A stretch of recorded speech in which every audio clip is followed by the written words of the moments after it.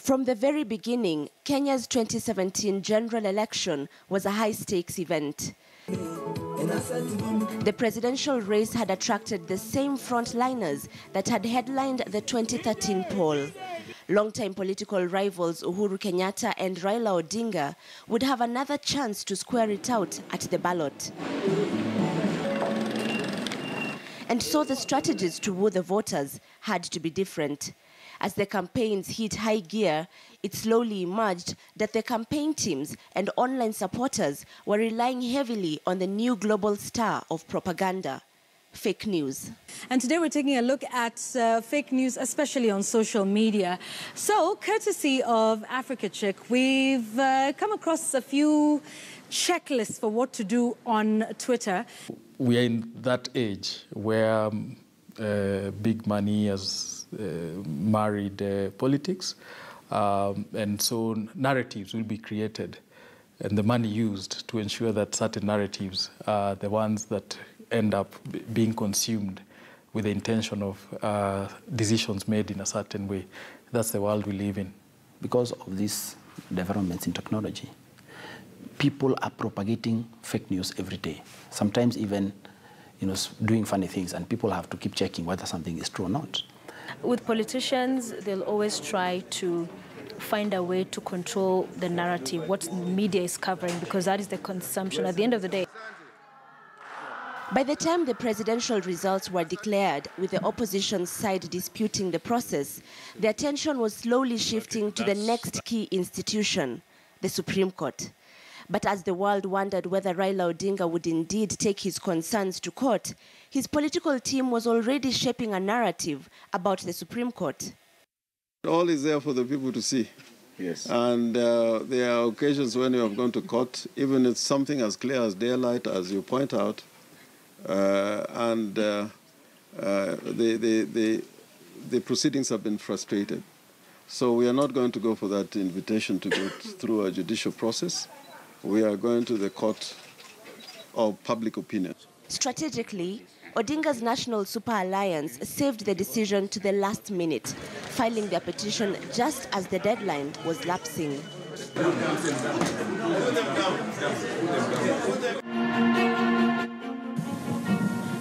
Naturally, the conversations on television and social media sites changed, and the Supreme Court was now in the spotlight. The court, in a world where propaganda and social media are ruling the day. And what I need to do is to coin a narrative, spin it around, and it tends to take the day. We are living in a world of Cambridge Analytica ruling Brexit and ruling the US elections. KTN News enlisted its senior reporter Sophia Wanuna to cover the petition. Yes, good afternoon, Akisa. Quite a number of dozens. She was one of the few journalists who had covered the 2013 presidential petition. For a while, but this is because we want to just show you very quickly where the courtroom. She knew her way around the court and understood the processes that would follow the filing of a presidential petition.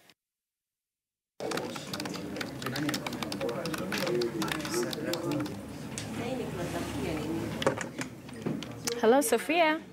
But from the very beginning, she realized that this year a new challenge was emerging for journalists. The propaganda machinery was on level A. Managing the narrative was crucial and important to them, because that's what it's all about. What people are watching, what people are hearing. Whatever actually happens, it's a whole different thing. Political commentators and experts will tell you it's about managing what is heard, managing what is said, managing what people perceive. With speculation and propaganda around the case rife, the court enforced a strict rule on sub judice, announcing to the public that discussing the merits and demerits of the case was off the table.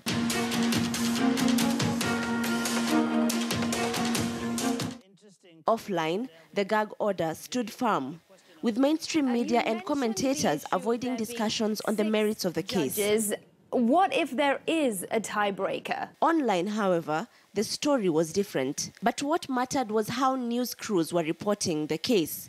As the hearing began, the journalists covering the petition would quickly realize that their biggest test in this assignment was separating the fake news around the case from the truth. So what you'd find a lot of the time is, whether it's this side, this camp or the other, there were sides both trying to come in with what they felt were the angles, the important information to come out. And I say important in quotes because they felt that would serve whatever narrative, whatever agenda they wanted to be out there. So this was something politicians did not leave to its natural course in as far as proceedings in court they wanted to manage.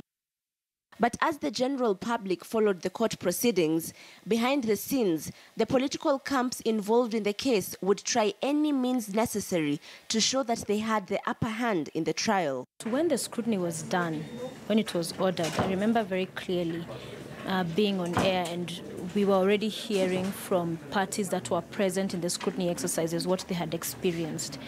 And of course it was differing. Jubilee would say this has been the experience of the scrutiny, IBC would say a different thing on social media, and NASA would say a completely different thing. So I remember at one point going on air reporting on what one of the sides was saying, and they're being outraged from the other side, saying, no, we were also present, but this and this did not happen.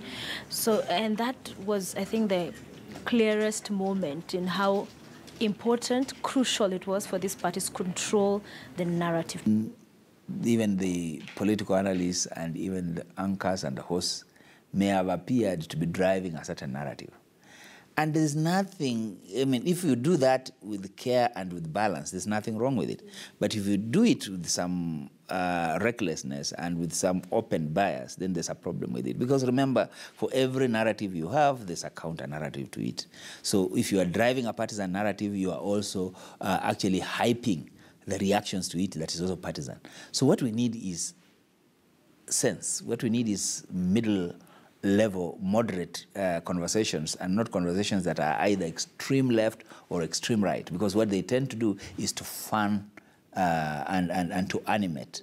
They polarize us and they animate us in our hardened positions. Right now, what we are having as a country is that people are hardening. Those who are holding this position are holding it. Those who are holding this other position are holding it.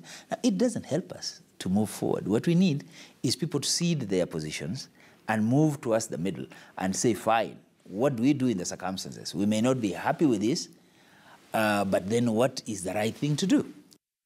After the break, on Behind the Headlines, the newspaper splash that left individual judges in the spotlight.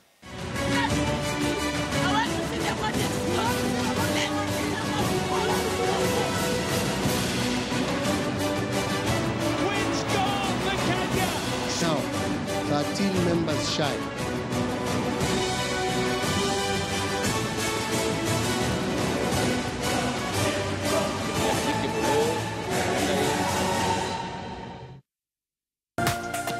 This is KTN News.